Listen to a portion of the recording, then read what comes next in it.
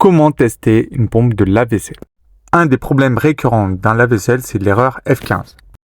Ce problème est lié à la pompe de cyclage. Donc comme vous le voyez sur l'ancienne pompe de cyclage, en fait, il y a un jeu sur l'axe du moteur qu'il n'y a pas sur la nouvelle pompe de cyclage que j'ai commandée. Donc ici, on va regarder la partie électrique de la pompe de cyclage et vous allez le voir, ici c'est un moteur brushless avec des enroulements, il y en a 9. Et en fait, c'est un moteur avec 3 phases. Donc on alimente chaque phase l'une après l'autre et on fait tourner du coup par le champ magnétique le rotor. Pour être entraîné par le champ magnétique, le rotor c'est en fait un aimant permanent. Pour vérifier si le moteur est OK, on va regarder les enroulements du moteur. Dans notre cas, le moteur est câblé en étoile. Du coup, tous les enroulements se rejoignent en un point. Pour commencer, on va vérifier l'isolation entre le châssis et chaque enroulement. On utilise le multimètre en mode continuité, on place une sonde sur un des contacts d'un enroulement et l'autre sur le châssis.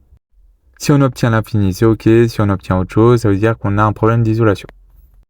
Dans notre cas, c'est OK. Maintenant, on va mesurer la résistance de chaque enroulement et pour cela, une sonde sur un des contacts de l'enroulement et l'autre sur le centre de l'étoile. Ici, on obtient 26 ohms pour chaque enroulement. Si on obtient l'infini, ça veut dire que l'enroulement est coupé. Si on obtient 0, ça veut dire qu'il y a un court-circuit. On peut aussi s'amuser à mesurer la résistance entre deux contacts. Ça correspondrait à la résistance de deux enroulements, donc 52 ohms. On peut comparer les valeurs avec les mesures réalisées sur le nouveau moteur, sur la nouvelle pompe. Ici, on obtient également entre 50 et 52 ohms, donc c'est OK.